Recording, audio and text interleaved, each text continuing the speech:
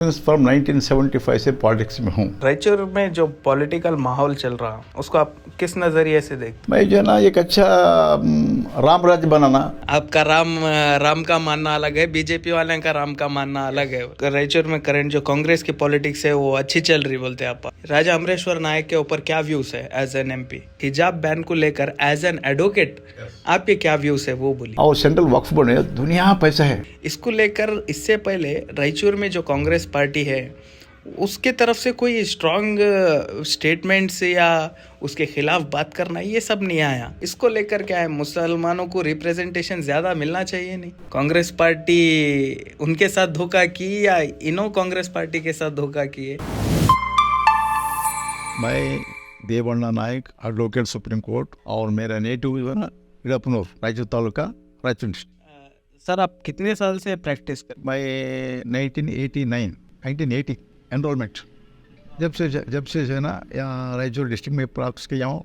उसके बाद 2005 में जो है ना सुप्रीम कोर्ट लॉयर बना हूँ। जब से सुप्रीम कोर्ट और other high courts like Andhra Pradesh, Telangana, Bangalore और गुलबर्गा, धारवाड़ हाई कोर्ट्स के भी मैं प्रैक्टिस कर रहा हूँ। तो अभी फिलहाल आपके पास इतना अच्छा प्रोफेशन है, एडवोकेट, आप सुप्रीम कोर्ट के एडवोकेट हैं और रायचूर में आप तकरीबन अच्छा वेल नोन नाम भी है आपका, फेम भी है, पैसा भी है। अचानक पॉलिटिक्स में आने का इरादा कैसा हुआ आप? क्योंकि मैं सिंस फ्रॉम 1975 से पॉलिटिक्स में हूँ एज ए कार्यकर्ता, कांग्रेस कार्यकर्ता बोल के। 1977 में जब कांग्रेस पार्टी हार गए नेशनल लेवल पे, वो टाइम पे राजशेखर कोलूर एवं रायचूर लोकसभा एमपी था यहाँ पे, उनको ये समथिंग मेजर से जीता के लाए। जब मेरे खास लगा अरे हमारे स्लो रहने से जो है ना हमारा कांग्रेस पार्टी जिंदा रहता है बोल के जब से किया। उसके बाद एमआई गोर पड़े, उनको भी जिता के भेजे। उसके बाद राजा अमर नायक दौरे, उसकी भी जिता के भेजे। उसके बाद 4 मरतबा ये वेंकटेश नायक, उनको भी जिता करे। वेंकटेश नायक हो जाने के बाद, इंतकाल होने के बाद जो है ना उसके बेटा के भी जिता के भेजे। अब उन जो है ना ये मतलब उन कांग्रेस छोड़कर बीजेपी में चले गए। बीजेपी जाने से या कोई भी है ना ऐसा दावेदार नहीं है। वो सोचे ना मैं जो ना या लोकसभा क्षेत्र दावेदार हूँ। तो रायचूर में जो पॉलिटिकल माहौल चल रहा उसको आप किस नज़रिए से देख? मैं जो है ना एक अच्छा राम राज्य बनाना, या कि जो है किसी के जना ये इसके लिए दूसरा गाँव को नहीं जाना। यही हमारे इसमें जो है ना जो दुनिया की जमीन है, पानी में है, वो एक जो है ना सब लोग सुकून से रहना बोलने का, वो हिसाब से जो है ना मेरा इरादा है। रामराज तो अक्सर बीजेपी वाले बोलते हैं। वो रामराज बीजेपी का नहीं है, ये महात्मा गांधी का राम जब का है वो।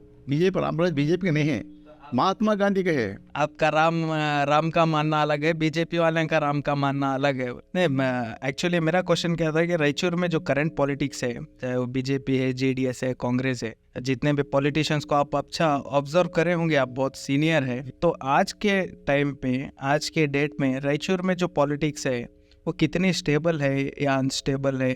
क्योंकि आप कांग्रेस पार्टी से है बोल रहे हैं, तो कांग्रेस पार्टी में अब तक कई सारे पोस्ट्स भी खाली है जिनको फुलफिल भी नहीं करे। तो करंट पॉलिटिक्स पे आपके क्या व्यूज़ है? मैं ये बोल सकता हूँ, ये जो प्रेजेंट जो बीजेपी आने के बाद बीजेपी के जो संसद जो है किसी का जो है ना उनको काम नहीं किया। इसलिए इतना रहकर भी जो है ना हमारा स्पेशली मैं खाली रायचूर लोकसभा क्षेत्र तक मैं बात कर सकता हूँ, या कुछ काम नहीं हो गया। लोग बहुत नाराज है, बीजेपी बारे में बहुत नाराज है। इसलिए जो है ना कांग्रेस पक्ष ही अच्छा है, पर लोगों का दिमाग में आगे से है, वो सब जो है ना कांग्रेस का ये साला ये है, वो मैं कांग्रेस के लिए उम्मीदवार हूँ। यानी जो रायचूर में करंट जो कांग्रेस के पॉलिटिक्स है वो अच्छी चल रही बोलते हैं आपके हिसाब से? बिल्कुल ठीक है। कांग्रेस जो हमारे प्रेजेंट एमपी है राजा अमरेश्वर नायक, उनके जो पीरियड में आप क्या ऑब्जर्व करें? अब आप एमपी के एस्पिरेंट है तो आप देखे होंगे इन्हों भी प्रेजेंट एमपी है, उनकी क्या गलतियां थी, क्या अच्छा काम करे। As a member of parliament कितना रायचूर के लिए उन्होंने बेनिफिशियल थे? मैं ये बोल सकता हूँ, जब रायचूर पार्लियामेंट क्षेत्र में 8 सेगमेंट्स आता है, सुरपुर, शाहपुर, यादगीर, देवदुर्गा, मानवे, रायचूर ग्रामीण रायचूर, ये सब मैं गया हूँ, पर्सनली गया हूँ क्या है हाल लेवल के। वो जो लोग बताए हैं कि देखो भाई अमरीश नायक हमारे जो है ना बीजेपी संसद कुछ भी काम नहीं किया लोगों के लिए, कुछ भी नहीं कहा, क्योंकि पानी का प्यास भी है, पानी का किल्लत जो है ना ये नहीं हुआ है, और जो है ना जो पीक आए तो वो पीक प्रॉपर रेट नहीं है, वो दूसरे को हुआ है, इसलिए जो है बहुत नाराज है। ये मतलब जो है ना नया फेस है, पहले से तुम ये है और तुम काम भी कर रहे हैं विदाउट पावर, गरीबी को जब खिदमत कर रहे हैं, इसलिए आप क्या ना बोल के मेरे फोर्स कर रहे हैं। अच्छा नहीं, वो तो पब्लिक के व्यूज आप बताए। जो प्रेजेंट राजा अमरेश्वर नायक है एज एन एमपी, वो कितना बेनिफिशियल थे रायचूर को, उन्होंने कितना काम करे, क्या काम नहीं करे, आपके हिसाब से राजा अमरेश्वर नायक के ऊपर क्या व्यूज है एज एन एमपी? क्योंकि वो किसी पर ये आज सुबह में गए थे मैं, लोग बोले क्या साहब हमारे के लेटर तक भी नहीं दिए, ये काम करो बोलो तो काम नहीं वो तो बोल के बोल रहे हैं, हम कहाँ जाना है, ऑफिस को कुफन एमपी ऑफिस कुफन डाले है, चाबी डाले उसको, क्या हम कहाँ बैठना, कहाँ किसको पूछना। जब सेंट्रल गवर्नमेंट जो इतना स्कीम्स है, वो स्कीम में एक स्कीम भी जो है ना इम्प्लीमेंटेशन नहीं हो रहा है, ऐसा मेरे को जरा सुना दिए, मेरे को बहुत दुख हो गया सुन के। आपके हिसाब से एक मेंबर ऑफ पार्लियामेंट कोई छोटा मोटा ओहदा नहीं है, सबसे बड़ा एक पोस्ट रहता है मेंबर ऑफ पार्लियामेंट बोले तो वो एक एमपी को क्या करना चाहिए, कैसा रहना चाहिए? मेरा फर्स्ट कह रहे हैं, दो नदियों के बीच में हमारा क्षेत्र है, दो नदी में जो है ना प्रॉपरली जो है ना पानी की कैसे यूज करना, वो खाली समुद्र में चले जाएगा, बारिश के दिन भी अगर वही पानी हम बराबर जो उसको स्टॉप किए तो हमारा रायचूर का पानी के खिलते रह जाएंगे, नहीं रहेगा, और तो इवन पीक भी अच्छा आएगा। वो जो ना आज तक कोई भी नहीं करे उसके बारे में। वो जैसे आंध्र में, तेलंगाना में जैसे छोटे छोटे डैम बनकर जो है ना पानी रुकावट करके आज किए है ना, वो स्कीम लाने का मेरा फर्स्ट इरादा वो है। उसके वो करने से क्या होता है, जितना फॉर एग्जांपल खाली रायचूर ग्रामांतर में 200 तालाब से टैंक से 200, वो 200 अगर पानी हम भर दिए, किसी के वजह हम एक सिर झुकाने की जरूरत नहीं पड़ेगा। बस फॉर एग्जाम्पल हर एक इवन सुरपुर शाहपुर आदि हर किस्म यही है। नहीं, मेंबर ऑफ पार्लियामेंट को कैसा रहना चाहिए, क्या काम करना चाहिए? ठीक है सर, फर्स्ट प्रेफरेंस हो एजुकेशन फॉर एग्जाम्पल माइनॉरिटी के वास्ते जो है ना ह्यूमन रिसोर्सेज में डेवलपमेंट में और सेंट्रल वक्फ बोर्ड है, दुनिया पैसा है, उसको कैसा यूटिलाइज करना, ये माइनॉरिटी के लिए कैसा जो है ना पहुंचाना, वो किए बोले तो माइनॉरिटी लोग इतना आराम और खुशी से रहते, वो लोग बच्चों भी खुशी से रहते। वो आज तक जो है ना कोई भी नहीं एमपी नहीं करना था नहीं करे, वो फर्स्ट मेरा ड्यूटी वो है, वो करने के लिए। सर आप एमपी एस्पिरेंट है, लेकिन इससे पहले आपको ज़्यादातर पब्लिक डोमेन में या पब्लिक अपीयरेंस आपके ज़्यादा नहीं है, क्यों, वजह क्या है? आप बहुत सीनियर एडवोकेट भी है और एक पॉलिटिकल पार्टी के समर्थक भी है, तो आपको रायचूर में ज़्यादातर पब्लिक अपीयरेंस आपके बहुत कम दिखे है। वो तो है, क्योंकि जो मेरा जो वृत्ति है एडवोकेट, यहाँ पे जो होता है गरीबों का आज तक जो है ना उनका ऐसा काम करके देते हो, आज तक साहब अमन तुम ही भगवान है बोल के लोग जो नहीं कर। एज एन एडवोकेट ने as an political work, political में कैसा है, पॉलिटिकल करना बोलो तो उसके कुछ ना कुछ पावर होना चाहिए ना, वो पावर नहीं तो पॉलिटिकल क्या कर सकते हो। मैं भी दूसरे के पास वही राजा हमारे पास क्या बहर करता हूँ, उनकी उसको केयर नहीं करता हूँ। यानी आप पार्टी के लिए काम करें? यस, ओके, पार्टी के लिए करें ना, इवन तालुका पंचायत, जिला पंचायत, असेंबली जो किया ना बराबर काम करे, बराबर जो है ना वो लोग बेनिफिशियरी बनाए, जो कुछ बेनिफिट मिला स्टेट गवर्नमेंट से बराबर मिले हैं। अभी फिलहाल रायचूर में, रायचूर सिटी को आप क्या अंडर डेवलप्ड सिटी मानते हैं या डेवलपिंग सिटी मानते हैं या बैकवर्ड सिटी मानते हैं आपके हिसाब से? Under development city. अच्छा, तो यहाँ के जो रायचूर के एमएलए है और यहाँ के जो एमपी है और यहाँ की जो म्यूनसिपैलिटी है रायचूर की और दूसरे जितने भी डिपार्टमेंट्स है, इनकम टैक्स हो, जितने भी डिपार्टमेंट्स है, वो डिपार्टमेंट्स को लेकर कितना काम हुआ है या किस तरीके से काम हो रहा है? और रायचूर में आप अक्सर देखते होंगे पब्लिक के पास कंप्लेंट्स बहुत है या, तो ये सिटी हमारा, इसको आप अंडर डेवलप बोल रहे, डेवलपिंग भी बोल रहे, तो किस तरीके से इसको जस्टिफाई करते हैं आप? अगर मैं एमपी बने तो पहले वही काम करूँ, हर एक ऑफिस में क्या उसका तकलीफ है, क्या काम हो रहा है, सही तरीके हो रहा है नहीं हो है, वो देख जाना, उसको इम्प्लीमेंट करने के लिए मैक्सिमम कोशिश करूँगा। अभी सेंट्रल में बीजेपी है, स्टेट में, 2 स्टेट में आपकी गवर्नमेंट है, कांग्रेस गवर्नमेंट है, एक तेलंगाना में और एक कर्नाटका में। तो स्टेट पॉलिटिक्स में जो भी फैसले लेती सरकार, कांग्रेस गवर्नमेंट वो पूरे स्टेट में लागू होते। इससे पहले बीजेपी की सरकार थी तो तब बसवराज बोम्मई की सरकार में हिजाब को लेकर बैन कर दिए थे। मेरे इसके अंदर 2 क्वेश्चंस है। सबसे पहला क्वेश्चन, हिजाब बैन को लेकर एज एन एडवोकेट आपके क्या व्यूज है वो बोलिए। गलत है वो। किस तरीके से गलत है? गलत क्योंकि वो लोगों को जो है ना वो एक्ट ही अलग था, माइनॉरिटी के एक्ट ही अलग था। अकॉर्डिंग टू देयर एक्ट वो कुछ न कुछ वो ऐसे वो हिसाब से चलता है। पर्सनल लॉ जो है ना मुस्लिम का पर्सनल लॉ जो बोलेगा वो हिसाब से जारी है, उसका हम रुकआउट नहीं करना चाहिए। अच्छा, इसके अलावा अब हाल फिलहाल में आज जब आपकी सरकार बनी स्टेट में तो सिद्धरामैया साहब सुबह उठकर हम हिजाब बैन को अनबैन करते बोलकर बोले, फिर नेक्स्ट डे उसके ऊपर बात भी नहीं करे। क्या एक दिन कर दूं बोले, अगले दिन खामोश हो गए। इसको लेकर आप? नहीं, वो कोशिश में है, अभी ट्राई कर रहे हैं। जो कुछ सिद्धरामैया साहब जो बोल रहा है बराबर ये इसके लिए कर रहे हैं, बराबर जो इम्प्लीमेंटेशन हो जाएगा वो। नहीं, क्योंकि अब हिजाब जो है वो अब से ने बहुत पहले से फॉलो अप कर लेकर आ रहा, और कांग्रेस पार्टी के जो व्यूज़ है इसके अंदर थोड़े मिक्स्ड व्यूज़ मिले। जैसे कि प्रियंका गांधी जब एक बात बोले कि हिजाब, जब वुमेन राइट्स की बात आती या फेमिनिज्म की बात आती तो जिनको जो पहनना है वो पहन कर फिर सकते, सबको अपना अपना राइट्स है। क्या ये डेमोक्रेसी है, इसके अंदर जो जैसा रहना चाहते रह सकते।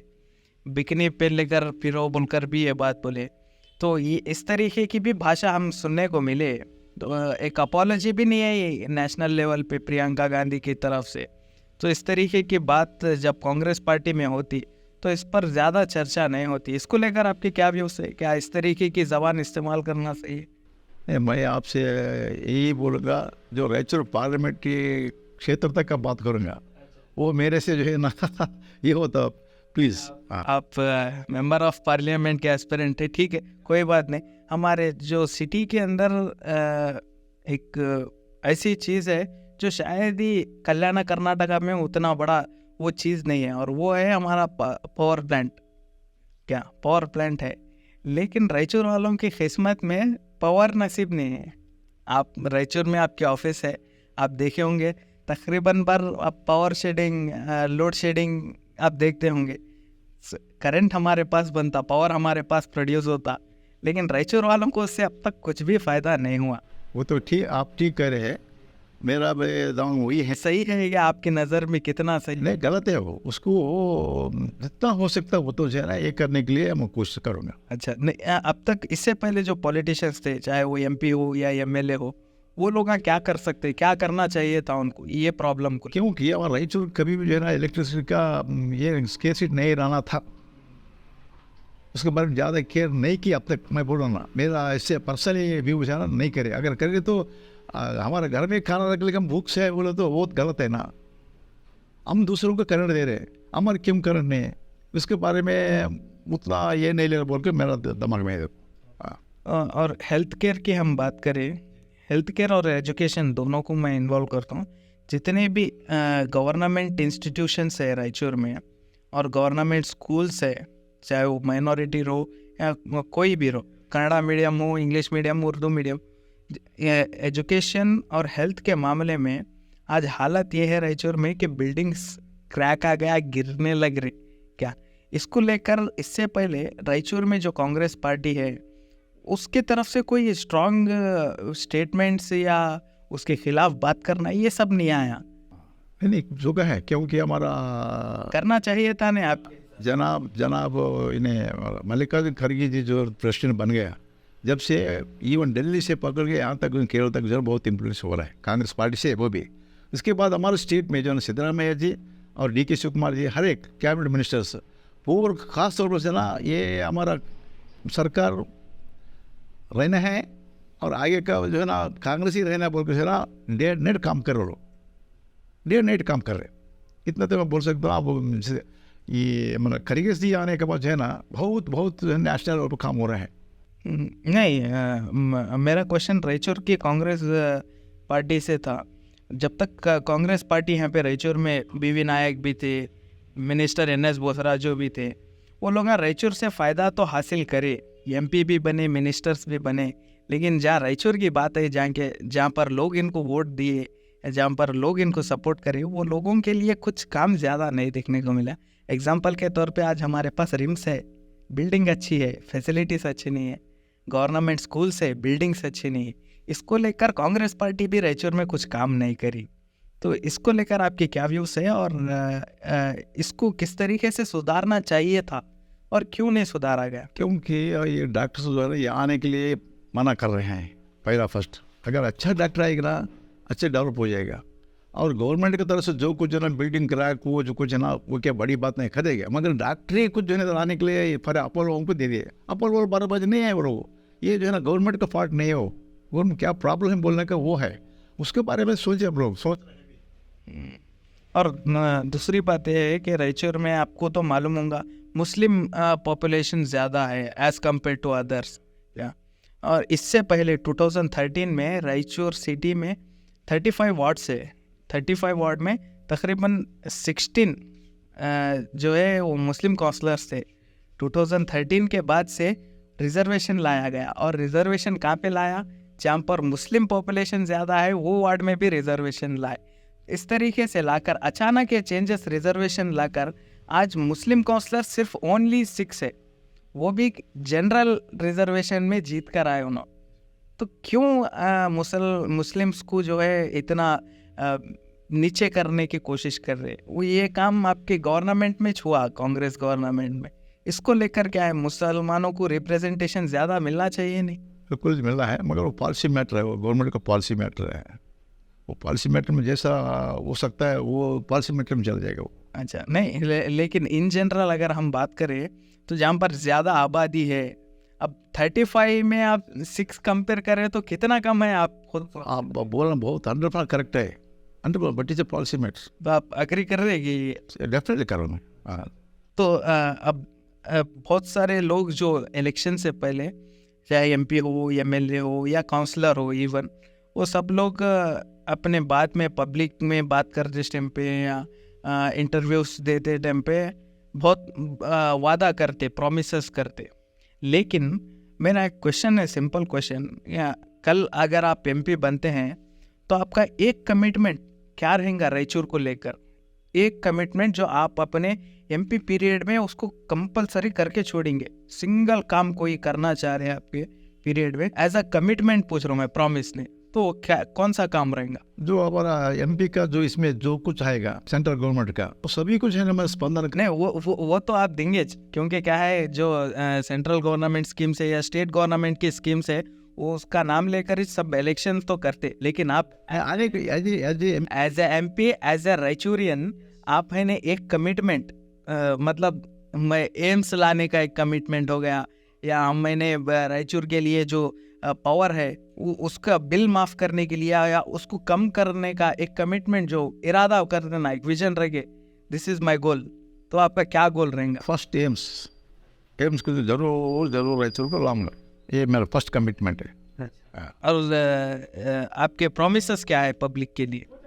पब्लिक प्रॉब्लम मैं फर्स्ट मेरा दिमाग जो है इरिगेशन किस साथ जो है इम्प्लीमेंट करता हूँ, कर सकता हूँ, करूँगा। सबसे ज़्यादा जो है ना करंट और जो है ना इरिगेशन, ये 2 चीज़ें रहे तो तीसरे क्या भी जरूरत नहीं रहता, वो बराबर मैं कर बताऊँगा। ये मेरा कमिटमेंट है, ये मेरा वादा है। तो सब रायचूर में क्या कमियां हैं आपके हिसाब से? क्या कम दिख रहा रायचूर में जो हो सकता था या होना चाहिए रायचूर को? आपके हिसाब से क्या कमी है रायचूर में?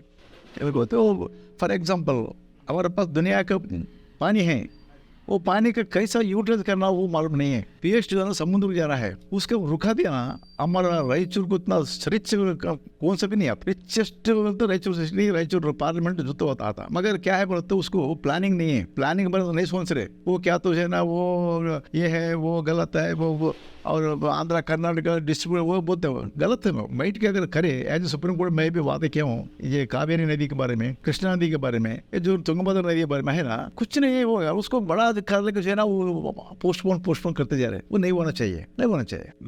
इसी के साथ और एक मेरे 2-3 सवाल है ये रायचूर कांग्रेस को रिलेटेड मैं आपसे क्वेश्चन करना चाह रहा हूँ। हम इससे पहले जितने भी कांग्रेस पार्टी इलेक्शन हुए रायचूर में, उसमें हम अक्सर देखे, ये चीज नजदीक से देखे, बहुत क्लोजली ऑब्जर्व करें। यहाँ पर रायचूर कांग्रेस में जब भी इलेक्शन होता उससे पहले अलग अलग ग्रुप्स बनते, ग्रुपिज्म बहुत होता। इसको लेकर आप किस तरीके से देखते हैं? अगर मैं एमपी बने तो एक ही पार्टी बनाऊंगा, इसमें नो ग्रुपिज्म। नहीं, अब तक जो ग्रुपिज्म हो रहा नहीं हो रहा था, मगर मैं बोलूँ ना, वो मैं बोलूँ को शांति करने के लिए मेरे पास भी वो ना भैया, कुछ वो ना वो तो ये कि एक्चुअली नहीं है जैसे लोग सोचते पार्टी वो पार्टी वो टीम वैसे नहीं है। सब लोग कांग्रेस एक ही है, अलग अलग नहीं। इसमें हैरानी की बात है कि जिनके बाप जिनके दादा कांग्रेस पार्टी में थे, कांग्रेस पार्टी से जीत कर आए, वो उनमें से एक जो मशहूर नाम था एक्स MP BV नायक, अचानक MLA इलेक्शन में आपकी पार्टी को टाटा बाय बाय कर दी है।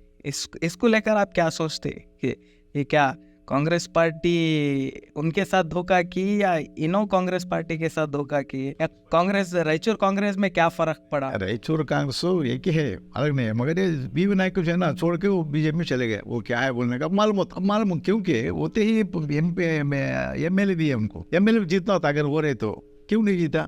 पार्टी से। तो वही मेरा सवाल है कि कांग्रेस पार्टी BV नायक को धोखा दी या BV नायक कांग्रेस पार्टी को? इसमें क्या है जनाब, धोखे के सवाल बात नहीं है, तो उसमें धोखे के तो नहीं है, चॉइस है। तो इतने साल तक पार्टी में रहकर अचानक ऐसा जाना गलत वो नहीं, गलत सोच है उनका, गलत सोच है। अगर इसमें रहे तो अभी भी MP बनता था। नहीं, क्योंकि आप चॉइस की बात करें तो मैं ये सोच रहा था कि बीजेपी पार्टी जितने MLA को खरीदती है, कांग्रेस पार्टी के जितने भी MLA बीजेपी में शामिल हुए तो उनका भी चॉइस होता, तो कांग्रेस पार्टी को बोले वो उसको चॉइस नहीं बोलते, उसको चॉइस नहीं बोलते, चॉइस बोलते, उसको चॉइस नहीं बोलते। अच्छा, तब ठीक है। तो अभी आने वाले दिनों में आपके क्या प्लान्स है, कहाँ कितने पब्लिक मीटिंग्स कर रहे हैं आप, और क्या स्ट्रेटजीज बना रहे हैं, और कांग्रेस पार्टी आपके लिए कितना सपोर्ट कर रही है? लोकल लीडर्स, स्टेट लीडर्स और नेशनल लेवल पे आप किन से मुलाकात हुई? आप मैं मल्लिकार्जुन साहब से किया, फर्स्ट मुझे बोला नहीं वही BV नायक जाना बोल, तो हमारे पास कोई खास कैंडिडेट नहीं है, आप ये मतलब रेडी हो जाओ बोल के फर्स्ट बोला। उसके बाद सिद्धरामैया जी वही बोला है, और DK शिवकुमार साहब ने वही बोला, हमारे NS बोसर साहब भी वही बोला, हमारे NS रवि भी वही बोला है। वो छोड़कर हर एक वोटर्स के पास में गया हूँ, हर एक वोट्स नहीं भाई तुम ठहरना, तुम MP बनना, तुम ठहरना, उनका हर एक आदमी जरा बहुत प्यार बहुत से किया। क्या आपके फर्दर प्लान्स क्या है अपकमिंग? कितने आप मीटिंग्स करने वाले हैं, कितने पब्लिक में इंटरेक्शन कैसा करने वाले हैं, क्या वार्ड वाइज विजिट करने वाले हैं, ऐसा क्या प्लान्स है? बिल्कुल सब, ये फर्स्ट जो है ना वो टिकट के होने के बाद फिर दूसरा मैं आपसे गुजारिश करूंगा, फिर मिलकर आगे के प्लान क्या मैं बोलूंगा मैं। अच्छा, बोले अभी टिकट को लेकर कितना, क्योंकि MP टिकट को लेकर बहुत सारे लोग अपने आपका नाम ले रहे, आपका नाम वो ज्यादा ऊपर आया, तो कितना भरोसा है कांग्रेस पार्टी आपको, आपके ऊपर भरोसा करेगी या टिकट आपके हाथ में रहेंगे? मेरे तो 100% होप्स है, 100%, उसमें क्या कुछ शक नहीं। क्यों, इसके पीछे की वजह क्या बताते आप, एक लाइन में अगर कुछ बोलना चाहते तो? क्या वैसे मेरे तो उम्मीद है ये मतलब मेरे टिकट हाईकमांड देते हैं, और यहाँ के जो मतदार लोग हैं बहुत प्यार मोह से ना, विदाउट एक्सपेक्टेशन एनीथिंग मेरे वो लोग देख के चुन के लाते बोलने के मेरे है।